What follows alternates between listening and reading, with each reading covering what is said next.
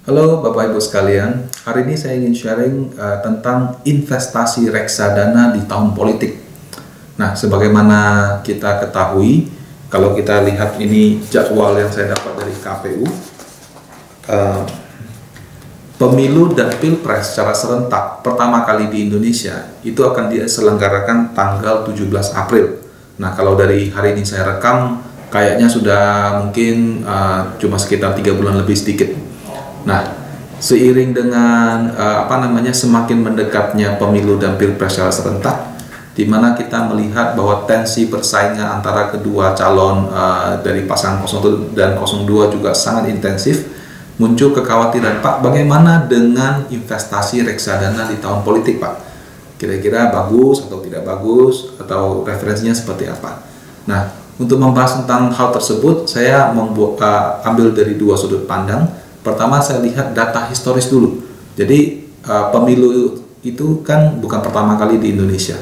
Malah kalau kita lihat-lihat sudah puluhan kali kalau dijumlah dengan pilkada, mungkin bisa ratusan kali. Nah, pertama-tama reksadana di Indonesia itu terbit tahun 97. Reksadana berbentuk kontrak investasi kolektif. Nah, reksadana panen dana maksimal termasuk salah satu reksadana yang terbit di awal-awal periode pertama kalinya reksadana.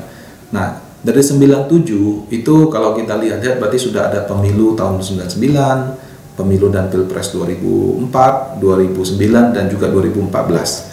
Nah, sayangnya untuk data rata-rata reksadana itu kalau saya ambil dari Infovesta baru mulai dihitung tahun 2000. Jadi untuk melihat referensi kinerja historis, saya lihat dari tahun 2004, 2009 dan 2014.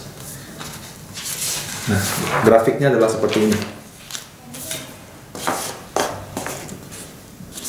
Nah, kalau kita lihat pada tabel yang saya ambil dari Infovesta ini, reksadana pasar uang itu tahun 2004 dan 2009 memang kosong. Kenapa? Karena pada tahun tersebut itu belum ada perhitungan untuk rata-rata reksadana pasar uang. Nah, di tahun 2014 itu membukukan return 7,03%. Kemudian kalau kita lihat reksadana pendapatan tetap, 2004 10%, 2009 12%, 2014 7,85%.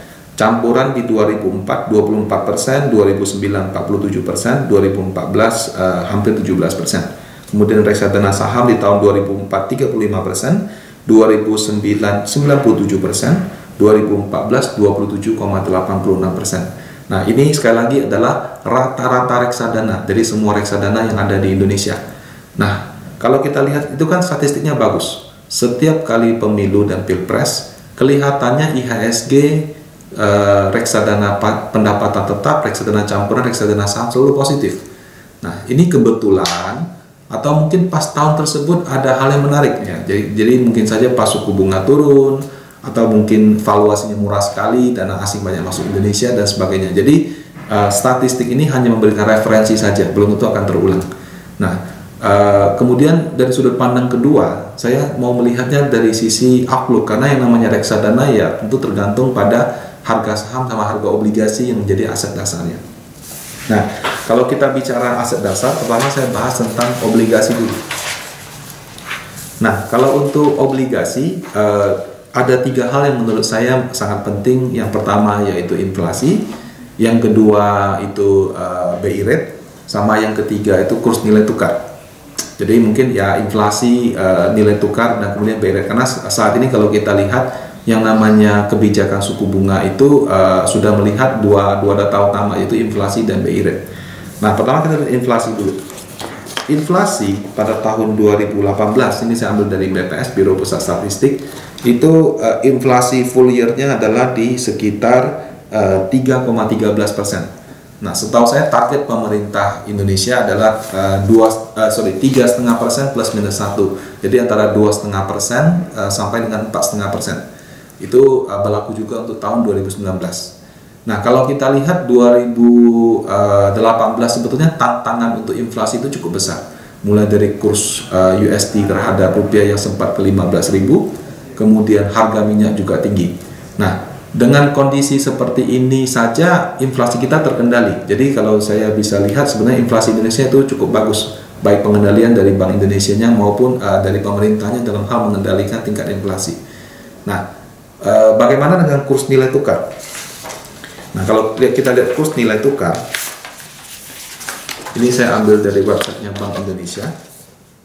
Ini adalah kurs nilai tukar Bank Indonesia itu dari tahun 2018 sampai 2019. Nah, sebagaimana kita ketahui, memang angkanya itu sempat dari awal tahun 13.500 menguat ke 13.000, kemudian melemah ke waktu itu sempat 15.000. Akhir tahun ini kalau kita lihat sudah turun lagi 14.000. 2019 itu juga cukup mengejutkan, itu menguat cepat sekali.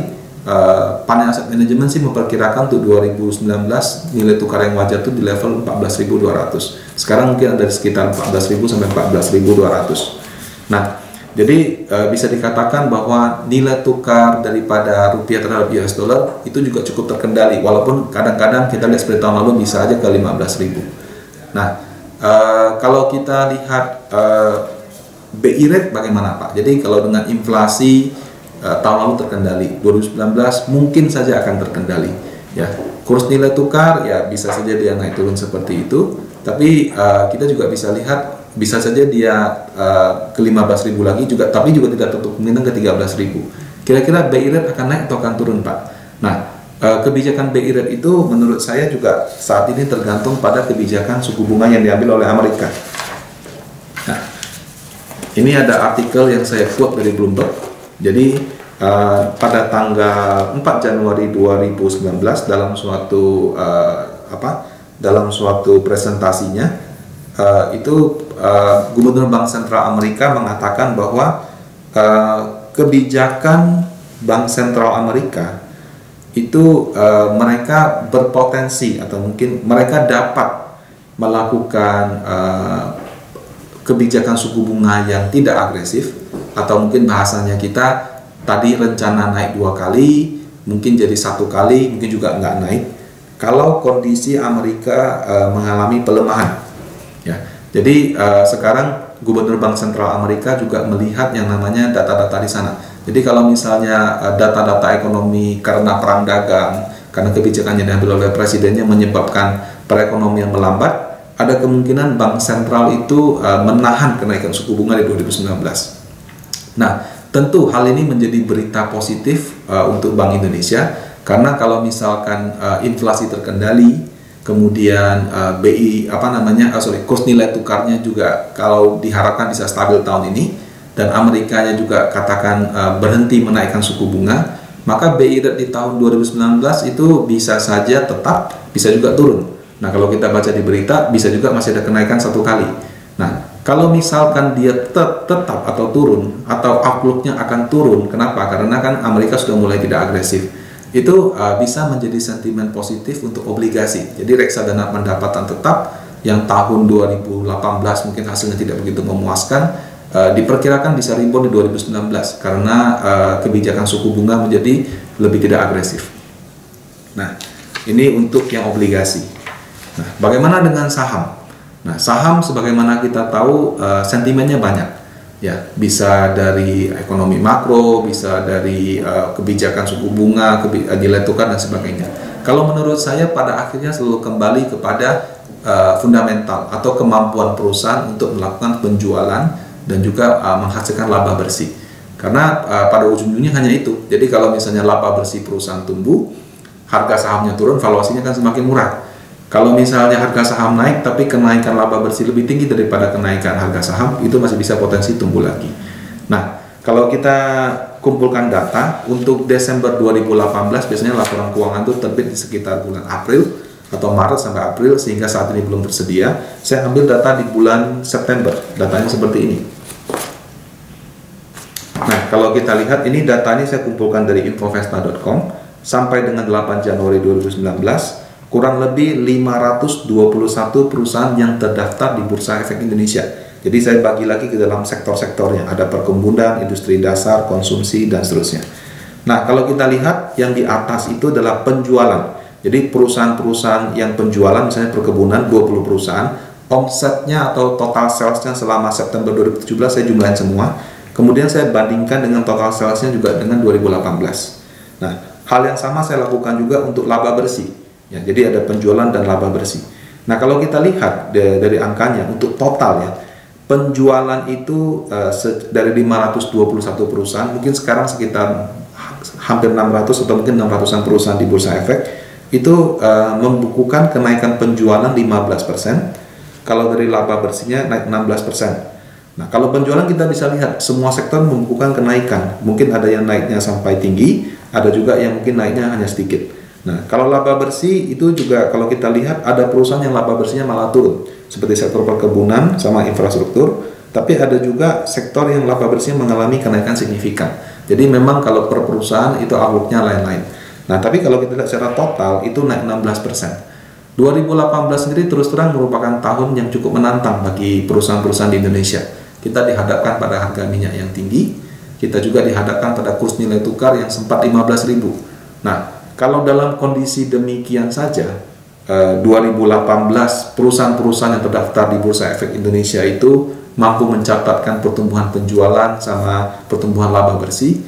Menurut saya kalau 2019 dengan nilai tukar yang lebih terkendali dan juga mungkin harga minyak kita harap bisa stabil seperti sekarang, ya di bawah 60 lah atau di bawah 50, kita harapkan harusnya kenaikan laba bersih sama penjualan masih bisa terjadi di 2019. Nah, jadi dengan kondisi demikian, menurut saya laba bersih masih bisa tumbuh, sehingga itu positif untuk harga saham.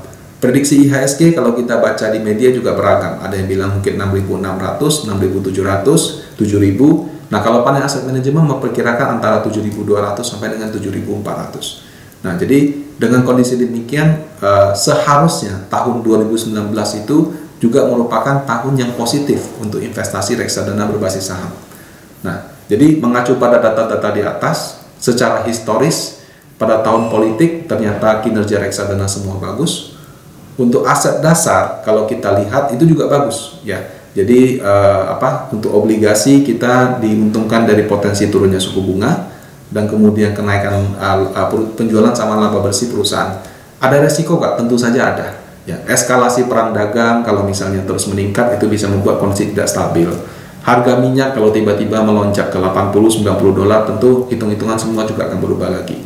Jadi dengan mempertimbangkan semua itu, semoga hasil investasi di 2019 ini bisa bagus. Bagaimana dengan tensi politik, Pak?